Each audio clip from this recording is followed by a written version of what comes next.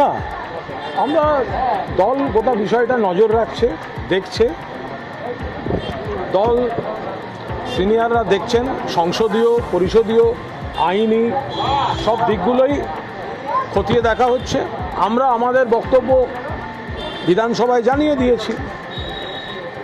আরেকটি চিঠি জমা পড়েছে শোনা গেছে, তো আমরা এখনো সেই চিঠি দেখতে পাইনি, বা স্পিকার কোনো চিঠি দিয়েছেন কিনা এখনো সেটা দেখতে পাইনি। দেখতে পাওয়া গেছে কি এখন অবধি আমাদের নজরে পড়েনি। তো স্পিকার দিয়েছেন একটি দলের একজন বহিষ্কৃত বিধায়ককে দিয়েছেন, অনৈতিক কাজ করেছেন, কিন্তু এখন ওনাদের সরকার আছে, ওনারা করেছেন। আর যারা এসবের মধ্যে আছেন তাদের মধ্যে অধিকাংশ দুটো জায়গাতেই সই আছে, ফলে তারা নিশ্চয়ই জানেন যে দুটি জায়গায় সই মানে সেটা আপনারা দুটি তালিকাতেই সই করেছেন। দ্বিতীয় হচ্ছে শোভনদেব চট্টোপাধ্যায়। যদি কেউ বলেন মমতা বন্দ্যোপাধ্যায় আমাদের নেত্রী, আমরা মমতাদিকেই মানি, তাহলে মমতাদি যখন শোভনদেব চট্টোপাধ্যায়কে বিরোধী দলনেতা বলেছেন, 10 বারের বিধায়ক, তৃণমূল কংগ্রেসের প্রথম দিনের প্রথম বিধায়ক বিধানসভায়, তাহলে তাকে মানব না? তাহলে আর মমতা বন্দ্যোপাধ্যায়কে মানিয়ে এই নাটকটা করার কি দরকার? মানুষ তো এমনিই ধরতে পারছেন যে কি কাদের চাপে কিসের চাপে হচ্ছে। যদি মমতা বন্দ্যোপাধ্যায়কেই মানি শব্দটা কেউ বলেন, তাহলে শোভনদেব চট্টোপাধ্যায়কে মানলেন না কেন? 10 বারের বিধায়ক মানলেন না। যারা করেছেন এলাকার মানুষ তারা দেখবেন, কেউ নির্দল বিধায়ক নন, তারা তৃণমূল কংগ্রেসের প্রার্থী, মমতা বন্দ্যোপাধ্যায়ের প্রার্থী, তৃণমূল প্রতীকের প্রার্থী, মমতা বন্দ্যোপাধ্যায়ের ছবি দেখিয়ে ভোট জেতা প্রার্থী। মমতা বন্দ্যোপাধ্যায় মুখ্যমন্ত্রী হলে এদের অনেককে মন্ত্রিসভায় দেখা যেত বা লবি করতেন। আজকে যেহেতু আমরা বিরোধী পক্ষ, কারুর মনে হয়েছে অন্যদের ট্র্যাপে পড়বেন, একজন দুজন লোভী লোক তার মধ্যে গেছে। কিন্তু শোভনদেব চট্টোপাধ্যায়ের সঙ্গে অন্য নাম তুলনা হতে পারে? তৃণমূল কংগ্রেসের প্রথম বিধায়কের নাম শোভনদেব চট্টোপাধ্যায়, 10 বারের বিধায়ক। তাকে যারা মুখে বলছে মমতা ব্যানার্জিকে মানি, আবার তারা শোভনদেব চট্টোপাধ্যায়কে মানে না, এর মানে কি? মমতা দিও তাকে রেসপেক্ট করেন।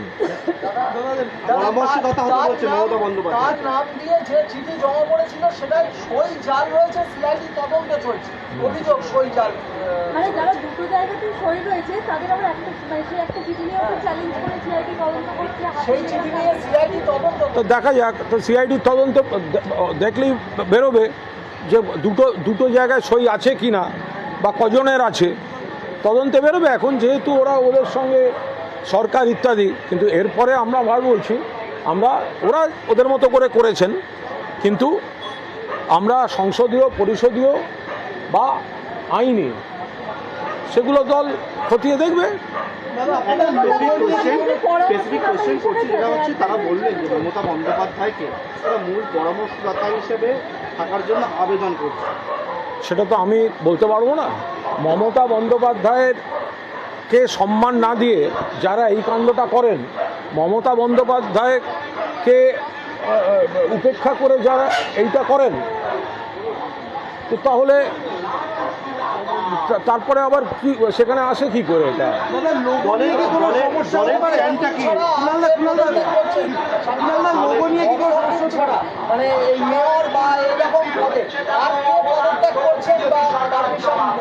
এটা বলতে পারবো না, এটা একেবারেই বলতে পারবো না। কারণ ফিরহাদ হাকিম মাননীয় মেয়র, তিনি কিন্তু নিজে থেকেই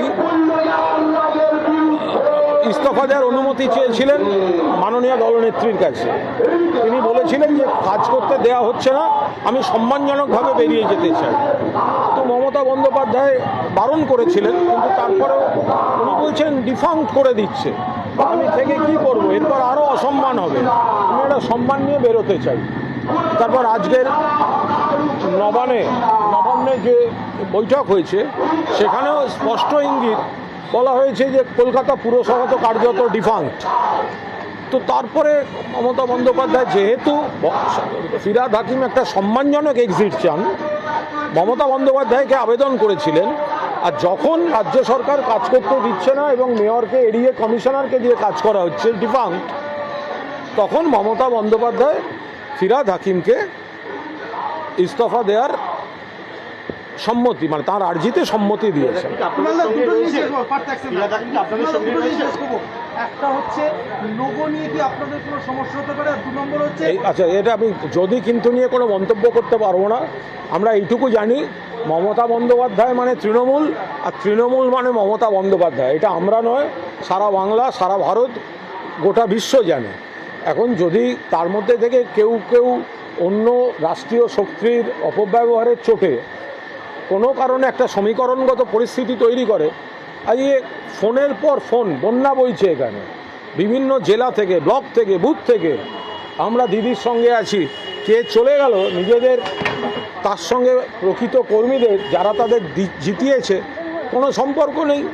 ফলে সংখ্যা আপাত দৃষ্টিতে যাই দেখাক, বাংলার কর্মীরা মমতা বন্দ্যোপাধ্যায়ের সঙ্গে, এবং আমরা মমতা বন্দ্যোপাধ্যায়ের সঙ্গে আছি। 2 জায়গায় যারা সই করেছে এদেরকে কি আপনারা আইডেন্টিফাই করতে পেরেছেন, যারা আপনাদের এখানে সবটা আমি এখানে তো বলতে পারবো না, দল পুরোটা খতিয়ে দেখছে।